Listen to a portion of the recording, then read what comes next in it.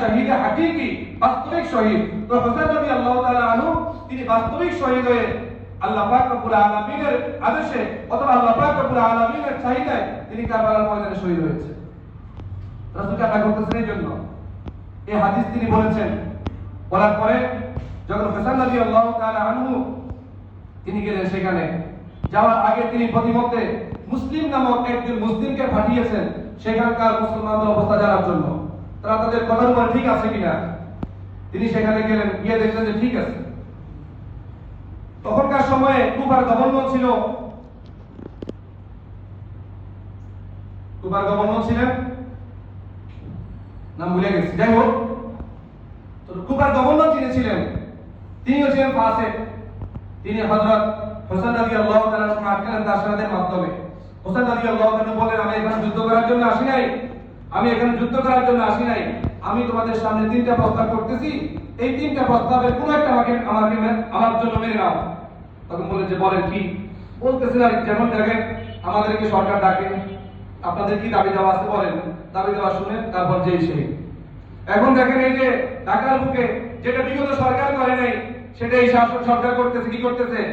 America মানবাধিকার নামে office খুলতেছে ঢাকাতে। আমেরিকার যেখানে গিয়েছে সেই দেশ ধ্বংস হয়ে গেছে। বাংলাদেশেও তারা এমনটা করতেছে। আলেম ওলামা অনেক আবেদন করছে, নিবেদন করছে, যেটা কইলেন না 92% মুসলমানের দেশে এদের প্রয়োজন নাই, আমাদের কোরআন আছে, সুন্নাহ আছে, মানবাধিকার তাদের কাছ থেকে আমাদের শিখতে হবে না, কিন্তু তারা তো অনুমোদন দিচ্ছে, করতেছে। তো হযরত হাসানকে বলা হলো যে আপনি বলেন। হোসেন রাদিয়াল্লাহু তাআলা বললেন, আমাকে ইয়াজিদের সাথে সাক্ষাৎ করতে দাও, ইয়াজিদের সাথে আমি কথা বলি, তার ভুলগুলো আমি সংশোধন করি, তাকে আমি একটু বলি তার সমস্যা কোথায়, অথবা আমাকে মদিনায় ফিরে যাওয়ার সুযোগ দাও। 3 নাম্বার বললেন যে এটাও যদি না হয় আমাকে নিরাপদ একটা আশ্রয় দিয়ে দাও, যেখানে আমি থেকে অমুসলিমদের সাথে যুদ্ধ করে জিহাদ করে আমি আমার শাহাদাতের মর্যাদা আমি লাভ করতে পারবো।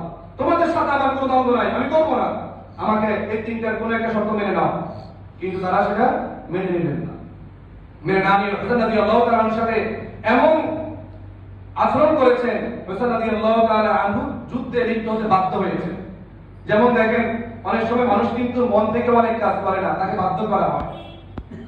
আমাদের এমন করা হয়, অপরাধ ব্যক্তিকে ধরে নেওয়া হয়, আর বল স্বীকার করে নেওয়া হয়তো শেষ করে, এরপরে সে স্বীকার করে অনেক কথা।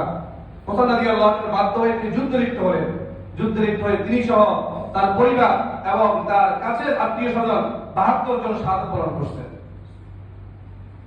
এতটুকু তো হলো। পরবর্তীতে হোসেন রাদিয়াল্লাহু তাআলা শুধু শাহাদাত বরণ